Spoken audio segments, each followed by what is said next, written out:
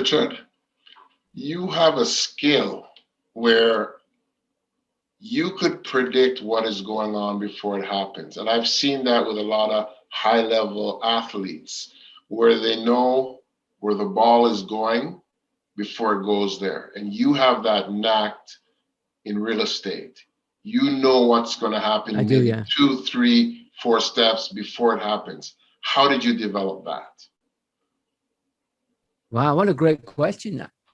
That's maybe Maurice, that's probably, and no offense to anybody else, but in a public domain, that's probably the best question anyone's ever asked me. I think, I mean, because it's such a different kind of question. And I have been asked some great questions, by the way, other ones too. But that's a very unique one. And what came to mind as you were speaking, you see, I already kind of predicted my answer when you started speaking. It's so funny because I knew I'd say, and what it is personality types. That's what came up unconsciously. I love questions that I wasn't expecting because, you know, the creativity, like the spirit comes alive.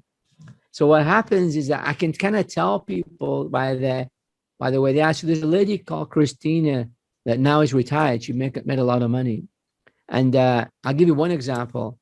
And she was talking to somebody on the phone. I wasn't even there. I said, when you go on the appointment, don't go into like the marketing plan. Don't even go into the CMA too much. Walk in, get on the thing and say, this is what we should list it for. And these are the reasons why, and ask him to sign. As she came back, she goes, Richard, it was exactly. I just walked in. He looked at me. It was a blah, blah, blah. He just signed it. And I didn't even talk to the person. So yeah, it's a lot of it is I start profiling the person because people are predictable. They have a certain way of being. So I know that the analytical is going to question things that I say. For example, if I made the claim, I won't even say myself, but if a lady called him and said, I'm the #1 luxury agent in the city, an analytical will go, yeah. They'll look for how that's not true. So you got to be very, very careful, right? So, but somebody else, maybe you'll get away with it. So what we know, we already know what's coming. They're going to ask this, going to ask that. So what happens is that we're predicting a lot from the personality styles, how the person's going to be. So we know a driver is bottom line, wants action, doesn't want to waste time. They're going to be aggressive. They're going to be right to the point. And they want somebody who's going to work. Are you going to work? You have to come across physically with that presence. You're ready to work with the driver. You see, if you do that with an analytical, they'll get scared. So what happens if you do too much? But a driver likes that. So I already know, because I can predict their behavior. And the other thing is watching their language patterns. And I teach that in we actually start profiling the person on their language patterns. But I do a lot of profiling on the person, a lot. Like, are they using words, for example, like, are they using, like, okay, there's 2 types of people. And this is good for everyone to know. It's called locus of control. And think of any friend or relative. So there's a certain type of person that they feel that their circumstances and what they do in life is based on the outside. So they'll go, well, I'm going to invest in this. Why? Well, I think the market's going to be good next year. See, locus of control is outside themselves, right? Oh, you know, they'll say, well, I could have done better at school, but, you know, but my parents didn't really push me. I could have been more educated, you know, but if my parents weren't really into education. See, locus of control is on the outside. And then you have another person, which is a locus of control. It's from the inside. This is really important, and hardly anyone knows about it. People don't talk about this one very often. So what happens is they say, I'm going to invest in that thing. Why? I'm going to get to work. I'm going to put my attention to real estate. You see, that's locus of control.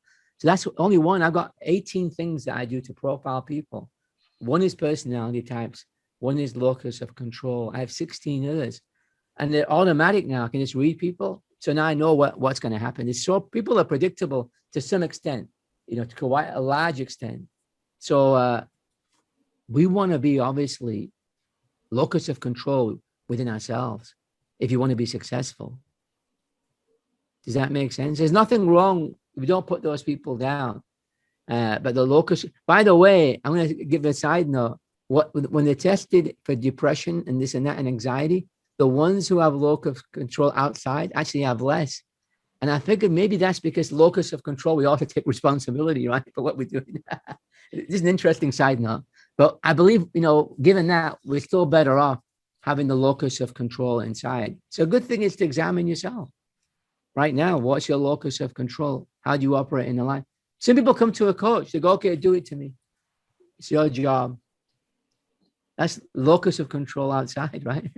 And other people go, okay, I'm ready to work. What do I do? I'm ready for your guidance. I'm ready to go to action. That makes it, they'll take it on. So locus of control, this is something that very few of your competitors will even know. But you can start listening to people. How do you choose this home? What way you're going to move to? You'll start hearing it. So what happens when you know the profiling techniques that I teach in my coaching, you don't even have to ask a lot of questions. People reveal themselves.